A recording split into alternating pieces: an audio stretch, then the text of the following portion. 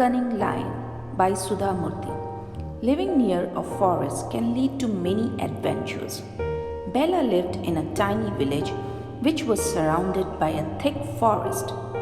One day, a handsome young stranger arrived in her village. He said his name was Abhishek. He brought with him a basket of rare, delicious fruits. He distributed these fruits to everyone in the village, saying he had picked them while walking in the forest. The simple villagers took the fruits. Everyone liked this good looking, generous man, especially Bella. Many young men had already asked for her hand in marriage, but Bella had rejected all the suitors. But this man was different. He walked and talked differently, almost like a king. Abhishek too noticed the pretty village girl and asked if she would marry him. Everyone thought it was a wonderful idea, and the wedding was fixed for a few days later. In the meanwhile, Abhishek would often disappear into the forest and return with more fruits and flowers. The villagers sat and discussed this one day. These fruits are not to be bound easily, an old man told the youngsters gathered around him. They grow only in the remotest corners of the forest, which even people like us who have lived here all our lives have not been able to bring back. Abhishek is an extraordinary person, and Bella is lucky to be marrying him. Bella was among the young people gathered around and heard these words. It set her thinking, how did Abhishek come and go from the farthest corners of the forest so easily?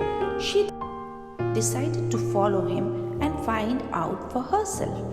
That night, when the entire village was lying under its quilts and gently snoring, Bella stayed awake.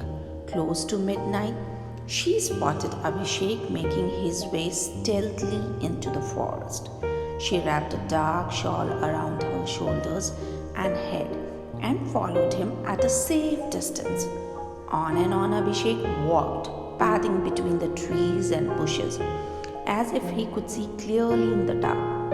Bella stumbled a bit behind him, but kept up.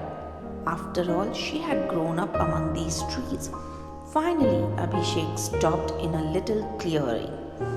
Then, to Bella's horror, he took a quick look around, muttered something under his breath, and in an instant turned into a snarling, majestic lion. He gave a mighty roar that brought all other animals of the forest scurrying into the clearing. Abhishek the lion then spoke in a human voice. Gather now, my animals. Bring to me the best and most delicious fruits from all parts of the forest. Bring me the sweetest mangoes, the tartest gooseberries, the plumpest wood apples. Bring me beautiful flowers and honey that is like nectar. Now go, hurry. The tigers, bears, monkeys, squirrels, and all other animals scampered off to do so they were told. Only a huge grey elephant stood quietly waving his trunk. He trumpeted something to the lion, which Bella could not understand. But then the lion replied in his human voice, and what he said made Bella's hair stand on end. You ask why I am doing this, my elephant minister, so that the people of this village too become my slaves like the animals of this forest. Once I marry that foolish proud girl, I'll show them my true colors. They will provide me the best meat, do whatever I say. We will be able to eat humans whenever we want. Bella did not stop to hear or see anymore. She turned and ran back as fast as she could.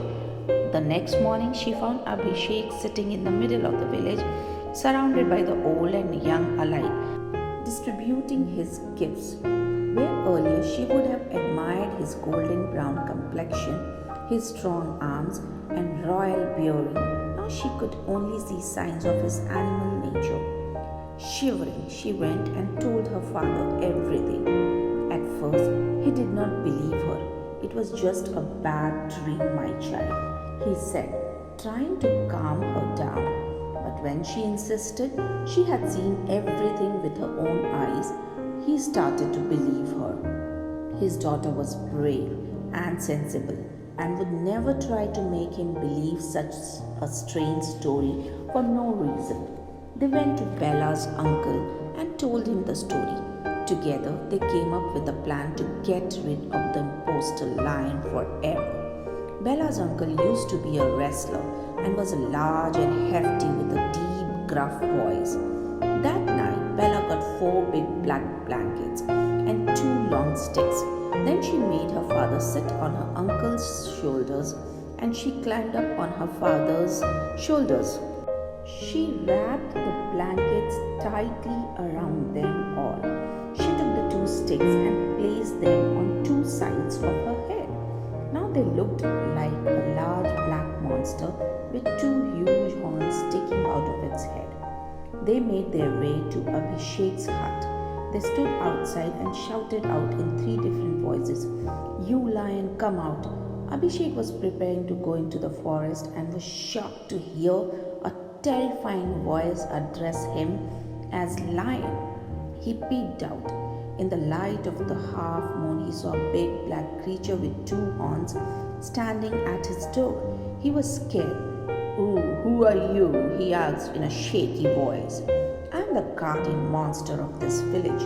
Many years ago, the villagers had helped me, and I had promised I would come to their rescue if ever they needed my help. I have heard from the jungle grapevine that you have your eyes on this village. Beware, you will have to fight first me before you can lay a hand on even one villager's hair."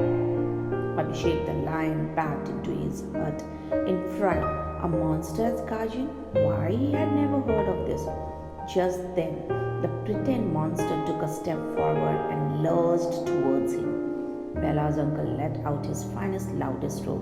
That was enough. The lion impostor took to his heels and fled into the forest. He ran and ran till he reached his den. Life in the jungle was so much safer than the village, he thought, panting. Never again would he even dare to step that way. Meanwhile, in the village, Bella, her father, and her uncle threw off the blankets and sticks and did a dance of joy. The next morning, everyone wondered what had happened to Abhishek and came to console Bella because they thought her fiancé had run away. Bella listened to all of them and smiled secretly to herself. She had got the better of that cunning lion. Thank you for listening, and please don't forget to like, share and subscribe our channel.